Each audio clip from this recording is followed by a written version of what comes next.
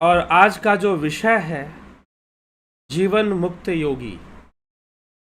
यद्यपि श्रीमद् भगवद गीता, विवेक चूड़ामणि, अष्टावक्र महागीता, इन सब में भी इस विषय पर बृहद चर्चा मिलती है। जीवन मुक्त योगी की स्थिति कैसी होती है, जीवन मुक्त योगी का जीवन कैसा होता है, उस पर चर्चा हम विवेक चूड़ामणि में भी कर चुके हैं और यहाँ शिव सूत्र में भी उस विषय पर चर्चा की जा रही है। तो जीवन मुक्त योगी की स्थिति कैसी होती है, वह संसार को कैसे जीता है, जीवन को कैसे जीता है, वह जीवन मुक्त हो गया है क्योंकि वह बंधन मुक्त हो गया है। तो शिवतुल्य योगी ही जीवन मुक्त होता है। और शिवतुल्य योगी कौन है? जो तुरीय अवस्था से भी आगे बढ़कर तुरीयातीत अवस्था में पहुंचकर शिवतुल्य हो जाता है, वह जीवन मुक्त हो जाता है। संपूर्ण ऐश्वर्य उसको प्राप्त होता है। संपूर्ण ऐश्वर्य प्राप्त होने का तात्पर्य संपूर्ण सिद्धि उसे प्राप्त होती है। लेकिन संसार से कोई मोह नहीं होता। संसार की क्रिया और प्रतिक्रिया को वो अच्छे से जान लेता है। वो स्वयं सन्यासी होता है। जो जीवन मुक्त योगी है वो सन्यासी होता है। अब यहां पर हम थोड़ा सा विचार करेंगे, सन्यासी होने का अर्थ क्या है और जीवन मुक्त होने का अर्थ क्या है। जी हां, सन्यासी होना और जीवन मुक्त होना एक ही बात है।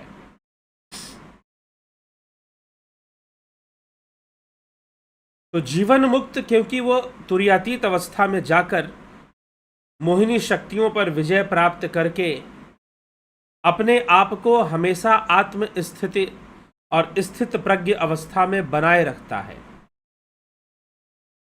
उसकी अपनी अवस्था की जो अखंडता है वो कभी खंडित नहीं होती है।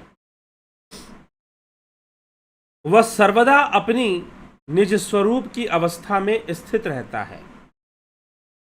उसे इस शरीर से कुछ नहीं लेना देना होता, लेकिन फिर भी शरीर की जो वृत्ति है वही व्रत रूप में मानी गई है, तो उस व्रत का पालन करता रहता है।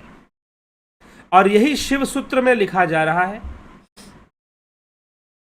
शिव सूत्र के इस सूत्र में जीवन मुक्त योगी की कथा बताई जा रही है। शरीर वृत्ति व्रतम्मा, अर्थात शरीर की वृत्ति ही व्रत है और शरीर मुक्त जीवन मुक्त जो योगी है वह इस शरीर में रहते हुए शरीर के व्रत का पालन करता है। अर्थात वैसे उसके लिए कोई कर्म नहीं है, फिर भी वो कर्म परायण रहता है। कर्मों का संसार कर्मों तक ही सीमित है, इसलिए योगी उसकी चिंता नहीं करता, क्योंकि वो जानता है कि सारे कर्म यहीं रह जाएंगे, कर्मों का फल भी यहीं रह जाएगा और मैं यहां से निकल जाऊंगा, क्योंकि वो जीवन मुक्त हो चुका है। ये बड़ी उच्च अवस्था है। अगर हम भगवान श्री कृष्ण की बात करें तो भगवान श्री कृष्ण अर्जुन से कहते हैं, अर्जुन, हे अर्जुन, इस संसार में करने योग्य कोई भी कर्म मेरे लिए नहीं है। मेरे लिए कोई कार्य नहीं है, संसार में कोई काम नहीं है मुझे। लेकिन फिर भी इस शरीर में होने के कारण मैं भी कर्म करता हूं। यद्यपि मेरे लिए कोई कर्म नहीं है, कोई कार्य नहीं है, मेरा कोई लक्ष्य नहीं है कि मुझे ये करके दिखाना है, मुझे वो करके दिखाना है, या मुझे ऐसा कर लेना है या मुझे वैसा कर लेना है। कोई लक्ष्य नहीं है, कोई लक्ष्य नहीं है। जी हां, जिसका जीवन में कोई लक्ष्य ना हो, जिसका जीवन में कोई लक्ष्य ना हो, वह सन्यासी है। वास्तव में वो सन्यासी है। आप बोलोगे ये सन्यासी की कैसी परिभाषा बता रहे हैं? जी हां, सन्यासी का यही अर्थ है, स नी आस, अर्थात स जमा नी जमा आस, अर्थात जिसके कोई आस नहीं है, कोई लक्ष्य नहीं है जीवन में उसका। अब क्यों लक्ष्य नहीं है जीवन में उसका? लेकिन कर्म तो फिर भी करते हैं। कृष्ण भी कर्म कर रहे हैं, राम भी कर्म कर रहे हैं, लेकिन उनकी कोई मनसा नहीं है कि वो दुनिया बदल देंगे, वो सतयुग लेकर आ जाएंगे, वो सब कुछ सुधार देंगे, वो विश्व शांति लेकर आ जाएंगे। ऐसा कोई उद्देश्य सन्यासी का नहीं होता, क्योंकि अप्राकृतिक बातें हैं, विरोधात्मक बातें हैं कि आप ये कर देंगे, आप वो करके दिखा देंगे। क्या करके दिखा दोगे? ये प्रत्येक क्षण बदलने वाली दुनिया में तुम और क्या बदल दोगे? ये तो बदल ही रही है, और मनुष्य को ये विवश कर देगी सतयुग लाने के लिए। स्वयं आदमी अपने कर्मों से परेशान हो जाएगा। कोई गुरु जी सतयुग लाए चाहे ना ले, सतयुग तो फिर भी आ जाएगा। लेकिन हाँ, आजकल लोग घोषणा करते हैं कि हम विश्व शांति लेकर आएंगे, सतयुग लेकर आएंगे, हम बहुत कुछ बदल देंगे। क्या बदल देंगे? कैसे बदल देंगे? तो जो बदलना है, यह प्रकृति, संसार नित्य परिवर्तनशील है और परिवर्तित हो रहा है, वो तो बदलेगा ही। इसीलिए जीवन मुक्त की अवस्था कैसी है? उसका कोई लक्ष्य नहीं है, उसे दुनिया नहीं बदलनी होती, लेकिन शरीर में रहने के कारण वो शरीर का जो कर्म है उसको करता है, शरीर का जो व्रत है उसको करता है, खाना पीना सोना, वो हर कार्य कर रहा होता है, लेकिन उसकी अवस्था कभी खंडित नहीं होती। पूजा पाठ के कार्य भी उसके लिए नहीं होते, लेकिन फिर भी वो उसको कर ले।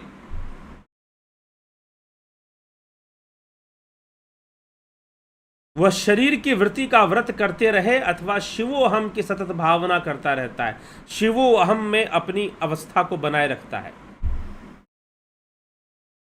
ये योगी की स्थिति बन जाती है।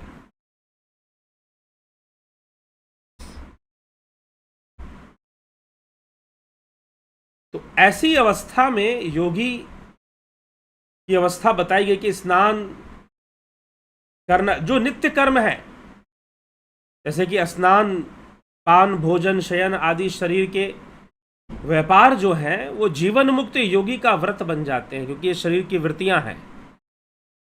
तो जीवन मुक्त योगी का एक व्रत बन जाता है कि ठीक है, मुझे ये करना है। जैसे कि हम व्रत में संकल्प ले लेते हैं कि हमें ये करना है, हमें आज भोजन नहीं करना है, नमक नहीं खाना है। अब इसका कोई उत्तर नहीं है कि नमक क्यों नहीं खाना है, बस नहीं खाना है। वैसे ही शरीर में जीवन मुक्त योगी रहता हुआ भी वो शरीर के व्रत का निर्वाह निरंतर करता ही रहता है, बिना कोई आसक्ति पाले, निष्काम भावना से। यही उपदेश तो श्रीमद् भगवद गीता में दिया जा रहा है। उसका कोई नैमित्तिक कर्म मतलब कोई लक्ष्य नहीं होता, उसका नैमित्तिक कर्म उसका नहीं होगा, अर्थात उसका कोई लक्ष्य नहीं होता। वो एमलेस होता है, क्योंकि उसको एम की कोई जरूरत ही नहीं है। उसके द्वारा जो होना है वो होना है, और वो होता है। क्या लक्ष्य रखेगा? यह संसार नित्य परिवर्तनशील है। इस संसार में कभी पाप होता है, कभी पुण्य होता है, कभी थोड़ी शांति आ जाती है, कभी अशांति आ जाती है, कभी जीवन में थोड़ा सुख आ जाता है, कभी दुख आ जाता है। यह हमेशा संसार ऐसा ही रहेगा। जो कह रहे हैं कि हम विश्व शांति लेकर आएंगे, उनकी विश्व शांति भी टिकने वाली नहीं है। और भला विश्व शांति तो बिल्कुल अप्राकृतिक तथ्य है, अप्राकृतिक बात है ये। तो जीवन मुक्त योगी जानता है कि ऐसा कुछ नहीं होता है, इसीलिए वो संसार में एक सन्यास, बिना किसी आस के जीवन जीता है। सन्यास होने का मतलब क्या है? सच्चा सन्यासी वही है जिसका कोई आस नहीं है, जिसको ज्यादा कोई मतलब नहीं है। हाँ ठीक है, सामने जो कर्तव्य पड़ गया वो उसको करेगा।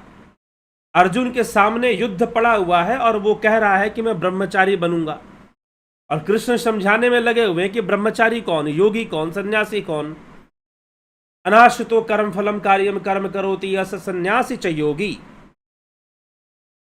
आजकल तो लोग साधु सन्यासी इसलिए भी बन रहे हैं कि उनको पॉलिटिक्स करना है। उनको कुछ प्रूव करके दिखाना है। समस्या बड़ी है। इसीलिए शास्त्र सम्मत जो सन्यास है वो हमें आज दिखाई नहीं देता। सन्यासी लगा हुआ है कोई ना कोई लक्ष्य पूरा करने में।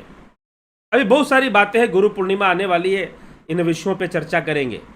वर्तमान में क्या समाज में क्या चल रहा है।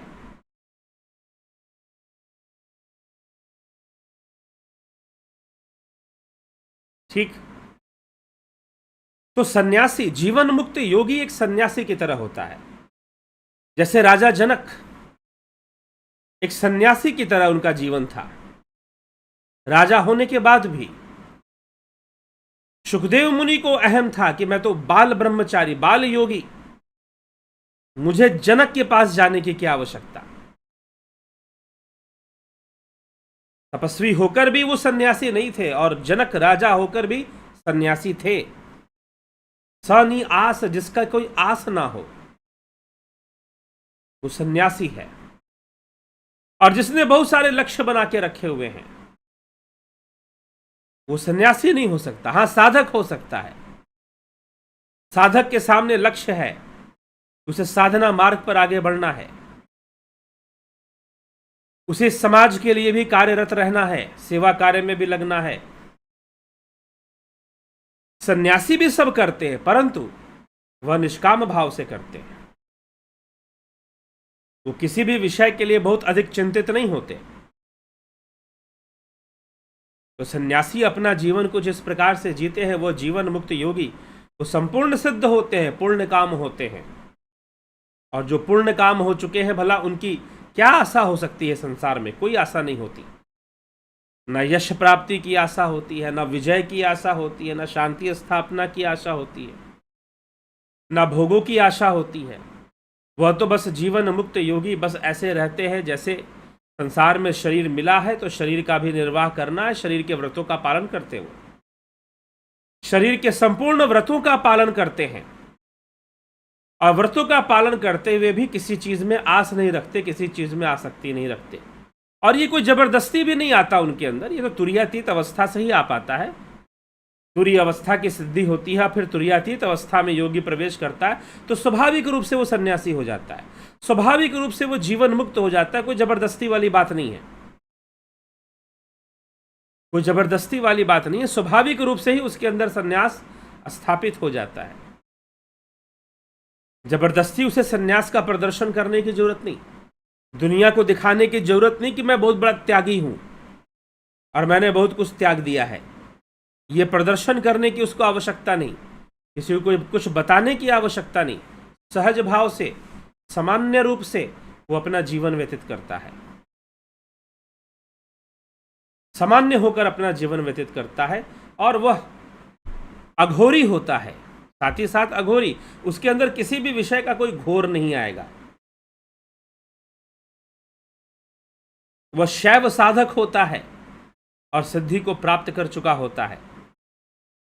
शारीरिक व्यवहारों में ठहरे रहने पर भी उसका शिव भाव समावेश रूपी व्रत चलता ही रहता है।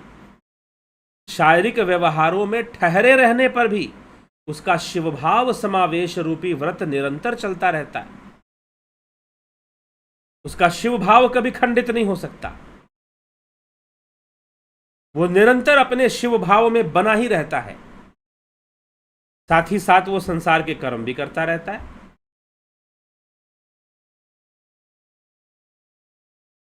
साथ ही साथ वो संसार के कर्म भी करता रहता है।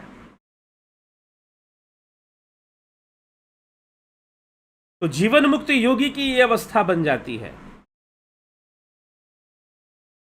लेकिन ये दुर्लभ अवस्था है।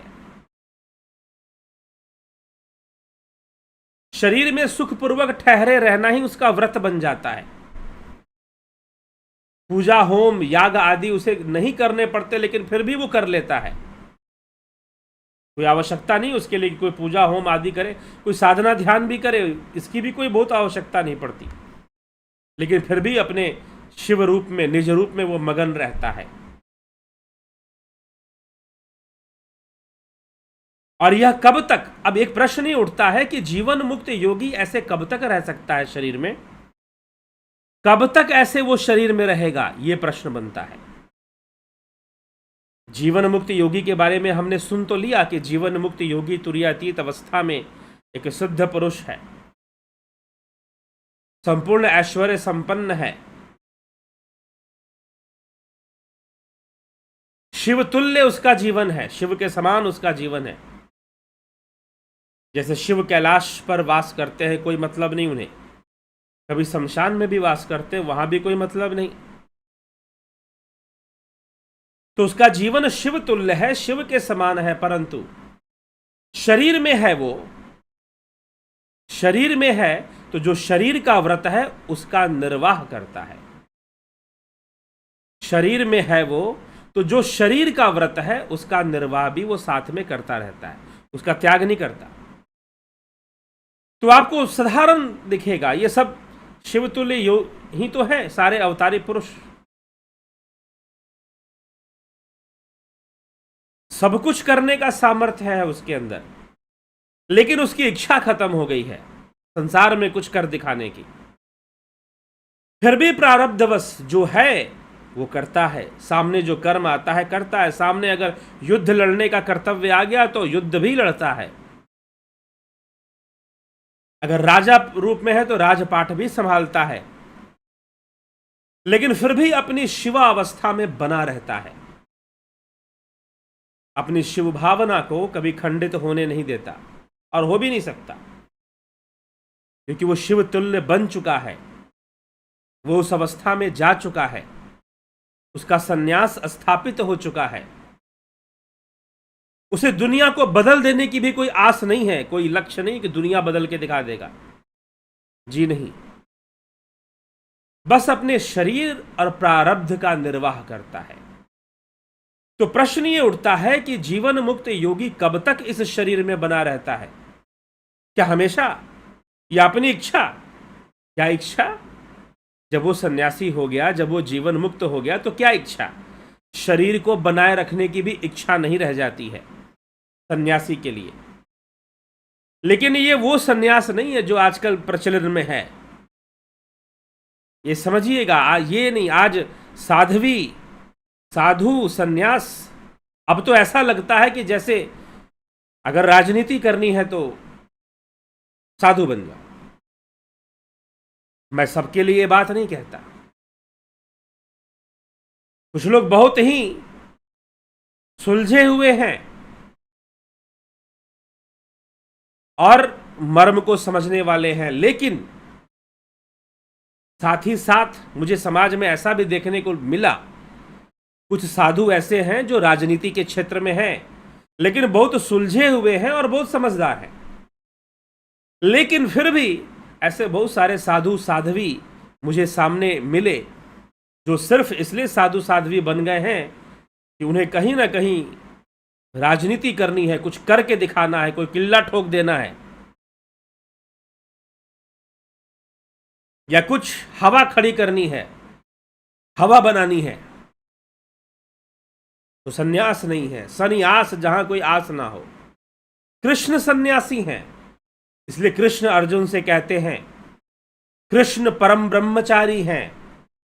इसलिए जब परीक्षित का जन्म हो रहा था, राजा परीक्षित का, तो अश्वत्थामा का ब्रह्मास्त्र उत्तरा के गर्भ की ओर उसे नष्ट करने में लगा हुआ था। तब भगवान कृष्ण ने कहा कि अगर मैंने अखंड ब्रह्मचर्य का पालन किया है तो परीक्षित की रक्षा होनी चाहिए। और कृष्ण के इस प्रण से रक्षित होने के कारण उस बालक का नाम परीक्षित पड़ा।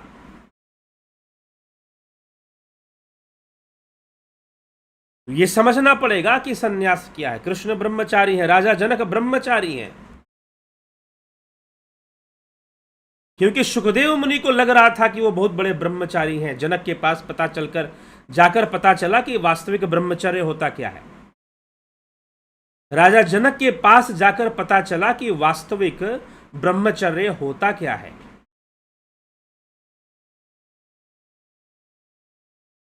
तो बहुत सारी चीजें प्रचलन के रूप में, बहुत सारी चीजें बिगड़ चुकी हैं।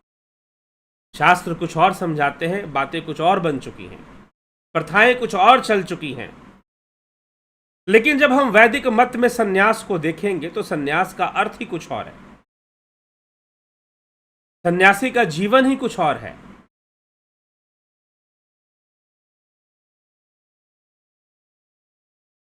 तो यह विचार करना है। तो इसीलिए यहां पर शिवतुल्य योगी, जिसका जीवन शिवतुल्य हो चुका है, जो तुरियातीत, तुरिया नहीं, तुरिया से परे तुरियातीत अवस्था में जा चुका है, वह शरीर में रहते हुए साधारण रूप से अपने शरीर का निर्वाह करता है, सारे कर्म करता है। और कब तक करता है, यह प्रश्न है, कब तक करता है। जीवन मुक्त योगी क्या अपनी मर्जी से शरीर में रह सकता है, हमेशा के लिए रह सकता है? सबसे बड़ी बात यह है कि जब शरीर में रहने की आवश्यकता ही पड़ रही है और जब इच्छा ही आ रही है, तो इसका मतलब अभी संन्यास स्थापित नहीं हुआ, जीवन मुक्त हुआ ही नहीं है। हम सब जीवन मुक्त नहीं है क्योंकि शरीर में रहने की इच्छा है, और जब तक शरीर में रहने की इच्छा है तब तक जीवन मुक्त होने का प्रश्न ही कहां पैदा होता है। लेकिन एक अवस्था ऐसी जीवन मुक्त होने की कि योगी तुरियातीत अवस्था को प्राप्त कर कर शिव तुल्य जीवन को प्राप्त करता है और वह जीवन मुक्त होकर शरीर में रहता है। कब तक रहता है, यह प्रश्न है। कब तक शरीर में रहेगा? जब तक उस शरीर का प्रारब्ध है, क्योंकि प्रारब्ध से ही शरीर बनता है। जब तक उस शरीर का प्रारब्ध है, क्योंकि प्रारब्ध से ही शरीर बनता है। तो जब तक शरीर का प्रारब्ध है तब तक योगी, वह शिव तुल्य योगी, जो शिव तुल्य हो चुका है, शिव के समान हो चुका है, वह शरीर में रहेगा, क्योंकि जब तक उसका उस शरीर का प्रारब्ध बना हुआ है तब तक वह शरीर में रहेगा। और जैसे ही प्रारब्ध खत्म होगा वह इस शरीर को त्याग देगा। कैसे त्याग देगा? महामृत्युंजय मंत्र, ओम त्र्यंबकम जजामहे सुगंधिम पुष्टिवर्धनम उर्वारुकमिव बंधनात् मृत्युर्मुक्षी यमामृता।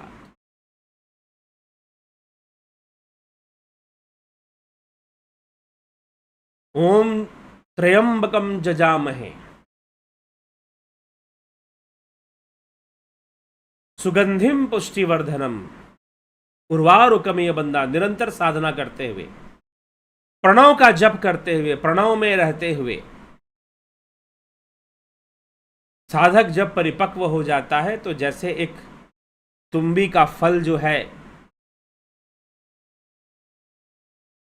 जो फल होता है तुम्बी का, वो जब पक जाता है तो अपने आप ही फट जाता है, टूट जाता है डाल से। वैसे ही जीवन मुक्त योगी जब तक शरीर का प्रारब्ध है बस इसका निर्वाह करता रहता है, सामने आने वाले कर्तव्यों को भी करता रहता है और अंत में इस शरीर को छोड़कर हमेशा के लिए विलीन होता है, साक्षात शिव हो जाता है, ब्रह्म हो जाता है। और तब तक वो संपूर्ण सिद्धियों को प्राप्त कर चुका होता है। तो जीवन मुक्त योगी प्रारब्ध तक, जब तक प्रारब्ध है तब तक शरीर का निर्वाह करेगा, उसके बाद नहीं करेगा। उसके बाद नहीं करेगा। जब तक प्रारब्ध है तब तक शरीर का निर्वाह करेगा, उसके बाद फिर नहीं करेगा। तो ऐसा इसके विषय में लिखा गया है जीवन मुक्त योगी के बारे में। तो जिज्ञासुओं, जीवन मुक्त योगी की चर्चा हमने सुनी। आगे और भी चर्चाएं हैं शिव सूत्र में, गुरु और ज्ञान के ऊपर भी आगे चर्चाएं मिलती हैं, उन पर भी हम आएंगे अभी। तो ध्यान युग, अब जीवन मुक्त वाली अवस्था भी मिले। अब जीवन मुक्त की अवस्था भी कोई थोड़ी सी नहीं होती, कई बार वो 1 से 2 जन्म तक भी हो सकती है। लेकिन योगी जीवन मुक्त होता है इसलिए अपनी इच्छा से शरीर धारण करता है, अपनी इच्छा से शरीर धारण करता है और उसके सिद्धियों का नाश नहीं होता कभी भी। एक शरीर को त्याग कर दूसरा शरीर धारण करने में भी उसकी सिद्धियों का नाश नहीं होता। कई बार वो सूक्ष्म शरीर में ही बना रहता है, सूक्ष्म शरीर की अवस्था में, सूक्ष्म अवस्था में बना रहता है, क्योंकि प्रारब्ध है, सूक्ष्म शरीर का प्रारब्ध है, तो वो सूक्ष्म अवस्था में भी बना रहता है कई बार। लेकिन जीवन मुक्त हो जाने के कारण वो सन्यासी की तरह अपना रहता है उसे किसी चीज़ की आस नहीं रहती है। अगर उसे शरीर भी धारण करना है तो निष्काम भावना से धारण करता है, अपनी मर्जी से धारण करता है, क्योंकि प्रारब्ध का निर्वाह करना होता है। प्रारब्ध का संबंध स्थूल शरीर से नहीं, सूक्ष्म शरीर से होता है।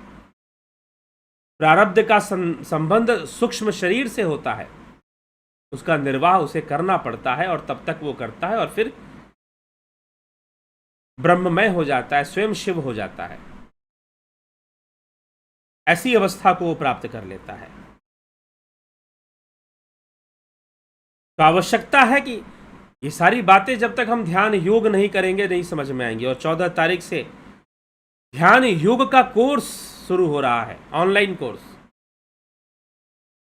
आप इसका पूरा पूरा लाभ उठाइए। ये बड़े सौभाग्य की बात है कि ऑनलाइन सुविधा प्राप्त है।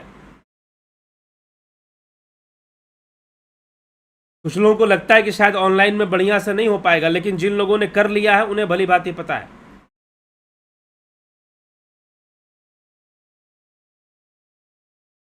ठीक है, तो इसीलिए जीवन मुक्त अवस्था की ओर आगे हमें बढ़ने का प्रयास करना चाहिए और जीवन मुक्त अवस्था की ओर आगे बढ़कर हमें अपने जीवन का कल्याण करना चाहिए। तो ध्यान योग जब तक हम शुरू नहीं करेंगे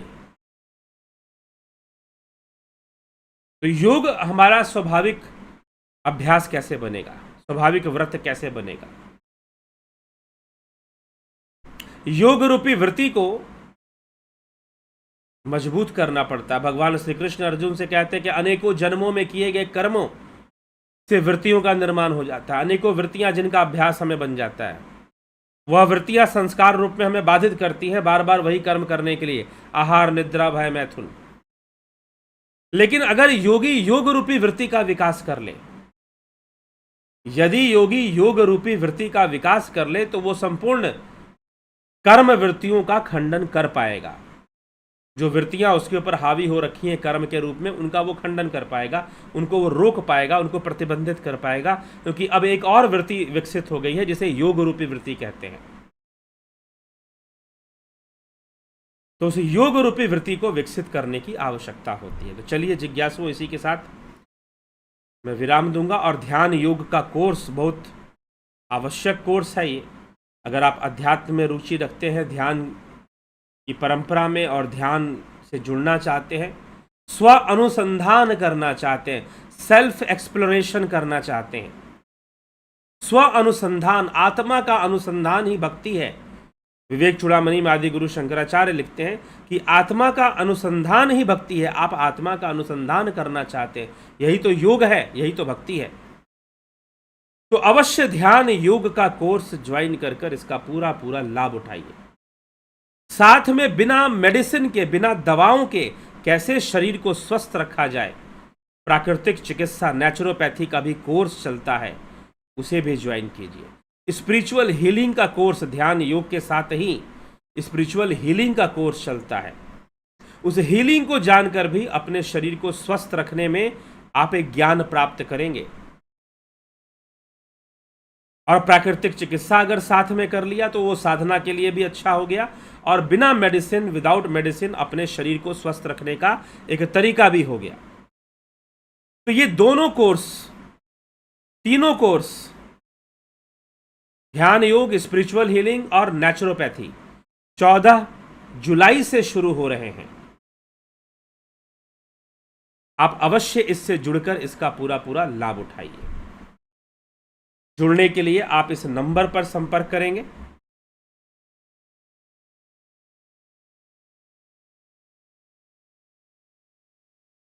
ये व्हाट्सएप नंबर है, इस पर आप संपर्क करेंगे और संपर्क कर सारा डिटेल ले लेंगे कि ये कोर्स कैसे चलता है, इसको कैसे ज्वाइन करना चाहिए, सारी डिटेल आपको दे दी जाएगी। चलिए देखें अब कौन कौन आज कमेंट करता है और कुछ पूछता है या कुछ भी लिखता है, तो कौन कौन लोग हैं। अर्जन भाई चौहान जी, बहुत अभिनंदन है आपका। नवज्योति नाथ जी, अमन कक्कर जी, पवन कुमार गुप्ता, शंकर प्रसाद, सविता नायक जी, शिवा शर्मा, बिमला शाह, अवधेश कुमार जी, उषा श्रीवास्तव जी, विनोद कुमार सूद जी, गोविंद प्रसाद नीमा जी, रमेश पेशवानी जी, गंभीर शाह जी, श्वेता राय सिन्हा जी, आशा रानी जी, बलवंत सिंह गोहिल, अजीत भाई पटेल, विष्णु चंद्र मौर्य जी, सतीश मास्टर जी, जितेंद्र शुक्ला। प्रभु मुझे अब एक ही बात बता दीजिए कि किसी का मकान खाली हो जाए तो दीवारें कब तक ढह जाती हैं?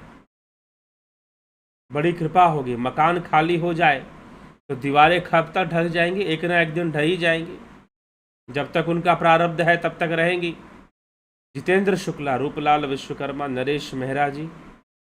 शिवसूत्र के लेखक कौन थे? प्रणाम गुरुदेव। वसुगुप्त, ऋषि वसुगुप्त, महर्षि वसुगुप्त थे शिवसूत्र के लेखक। Yogendra Pandit ji, Chandreshwar Pandey ji, Rashmi Ranjankar. Sir I am male 29/4/1999, Bhadrak Odisha. What D9 says. ये अलग विषय है। आप ज्योतिष के विषय में पूछना चाहते हैं कल, या फिर आप व्हाट्सअप मैसेज कर आप पूछिए, वहां पर बताया जाएगा।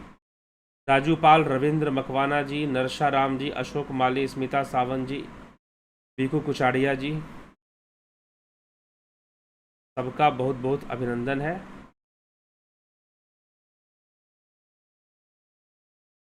नरसाराम, अशोक माली, स्मिता सावंत, रामविलास जी, राजेंद्र कुमार, AK त्यागी, रचना जी, यज्ञ बिमली जी, MK पेडी, बहुत अभिनंदन। वीरेंद्र मिश्रा,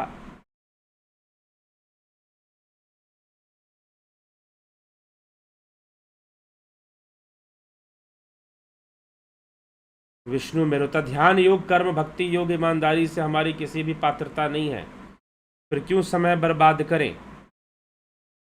हमारी कोई पात्रता नहीं है। पात्रता ये तो आपकी इच्छा ही पात्रता है। आपकी इच्छा ही पात्रता है। क्या आपके अंदर इस बात की जिज्ञासा है कि हमें करना चाहिए? अगर ऐसी इच्छा है, ऐसी जिज्ञासा है, तो आप पात्र हैं। तो फिर आप पात्र हैं। और जिज्ञासा ही नहीं है, इच्छा ही नहीं पैदा हो रही कि हम इस मार्ग पे चलें, तो आप पात्र नहीं है सही में। और इच्छा है कि हमें इस मार्ग पर चलना चाहिए, तो पात्र है। और सबसे बड़ी पात्रता तो आप मनुष्य हैं। मनुष्य ही योग करने की पात्रता रखता है। मनुष्य ही योग करने की पात्रता रखता है। मनुष्य जीवन मिला ही किस लिए है भाई? मनुष्य योनि मिलने का लाभ ही क्या है? तो जो मनुष्य है वो पात्र है। हाँ, उसके अंदर इच्छा होनी चाहिए जीवन मुक्ति की। उसके अंदर इच्छा होनी चाहिए स्वयं को जानने की। उसके अंदर इच्छा होनी चाहिए सेल्फ एक्सप्लोरेशन की। कौन सी जिज्ञासा थी गणिका वेश्या में? कौन सी जिज्ञासा थी अजामिल में? कौन सी जिज्ञासा थी उंगली माल डाकू में? वो कौन सी चीज थी? वो जिज्ञासा होनी चाहिए। अगर वो जिज्ञासा आपके अंदर है तो आप पात्र हैं। और सबसे बड़ी बात कि मनुष्य जीवन आपको मिला है, तो मनुष्य जीवन मिलने के कारण भी पात्र हैं। लेकिन इच्छा नहीं होगी तो फिर कुछ भी नहीं होगा। बात तो सही है। बात समझ में ना आए और इच्छा नहीं है तो निश्चय ही फिर नहीं ज्वाइन करिए।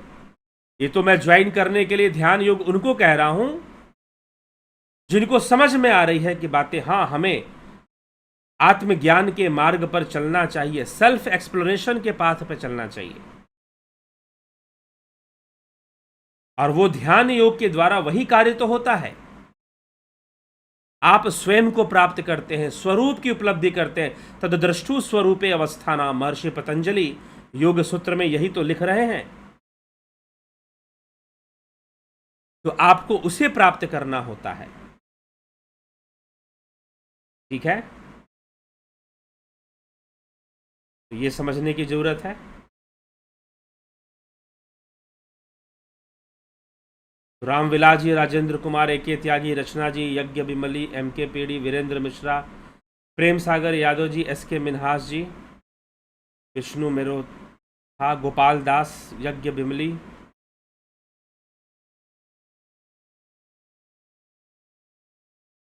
मैं दिव्य सृजन स्पिरिचुअल चैनल को सुनता हूं। आपका बहुत बहुत अहोभाव। ठीक है, बहुत अभिनंदन है आपका। स्मिता सावंत जी, लॉकडाउन का यह भी एक फ़ायदा हुआ जो हम ऑनलाइन कोर्स के हमें लाभ मिला। जी हाँ, अभी भी ऑनलाइन कोर्स चल रहा है, लाभ उठाइए। कई लोगों ने लाभ उठाया है। कोर्स डिज़ाइन इस तरह से किया गया है कि आपको सहज होगा हर बात को समझने में। जलाराम रायका जी, जय श्री राम। रविशंकर चौहान जी, कुछ लोगों ने तो ऑनलाइन भी किया है और एक बार ऑफलाइन में भी मेरे सामने बैठकर साधना कर ली है उन लोगों ने। ऐसे भी लोग हैं, कई लोग हैं ऐसे। रविशंकर चौहान, दिनेश गायधने, शिवम भट्ट, आशा रानी, कृपया सिद्ध पुरुषों के एग्जाम्पल दीजिए। कई एग्जाम्पल दे दिए, राजा जनक दे दिए। वर्तमान में युग में लेंगे तो कई हुए, अभी वर्तमान की बात नहीं कर रहा हूँ। हमारे कई योगी ऐसे हुए, रामकृष्ण परमहंस जीवन मुक्त योगी हुए।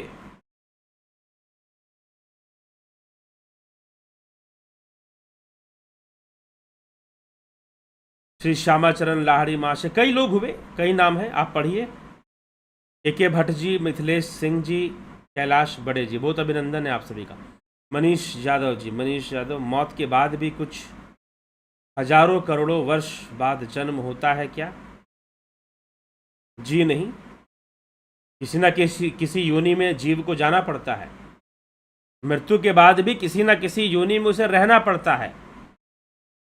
ठीक है, हाँ, ये हो सकता है कि वो सूक्ष्म योनि में हो, स्थूल देह की योनि में ना हो, सूक्ष्म योनि में हो, ये हो सकता है। हाँ, मोक्ष के बाद नहीं, मोक्ष के बाद भी हजारों करोड़ों वर्ष बाद जन्म होता है क्या? जी नहीं, कोई मतलब नहीं है इसका। भगवान स्वयं कहते हैं कि मेरे परम धाम को प्राप्त करने के बाद फिर आवागमन नहीं होता, फिर आवागमन नहीं होता। तो मोक्ष के कुछ हजारों करोड़ों वर्ष बाद, क्योंकि जो मोक्ष को प्राप्त कर गया वो काल के परे चला गया, और जो काल के परे चला गया, ना वहां हजारों वर्ष है ना वहां करोड़ों वर्ष है। हजारों और करोड़ों वर्ष तो इस संसार में है, ये तो काल की गणना है ना कि भाई हजारों और करोड़ों वर्ष। You are counting here because you are perceiving the ever changing world, बदलती हुई दुनिया, और बदलती हुई दुनिया ही काल को जन्म देती है। और time is the rate of change. सारी चीजें बदल रही, उसी का रेट को हम टाइम बोलते हैं। तो टाइम एग्जिस्ट कहां करती है? सेंसरी वर्ल्ड में एग्जिस्ट करती है।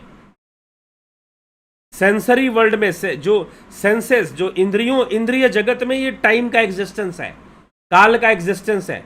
और जहां मोक्ष हो गया वहां काल का एग्जिस्टेंस ही नहीं है।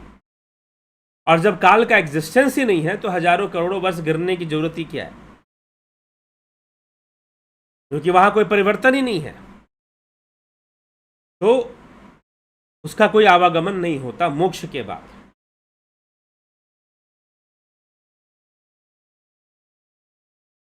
मोक्ष अनादि है। जी हाँ, रामविलास जी, ठीक है।